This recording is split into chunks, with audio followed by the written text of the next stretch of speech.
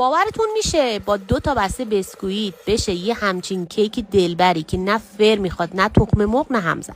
پس دکمه قلبمو روشن کن و با هم درستش کنیم. 2 لیوان شیر رو به همراه پودر نشاسته ذرت، پودر کاکائو، شکر که اندازه‌ها رو کامل داخل کپشن نوشتم بذارید روی حرارت ملایم تا غلیظ بشه. وقتی به غلظت مناسب رسید زیر حرارت رو خاموش کنید، بهش شکلات تخته‌ای، روغن یا کره اضافه کنید، بذارید کنار یکم خنک بشه. حالا نیاز داریم به 2 بسته بسکویت، یه شکلاتی، یه ساده.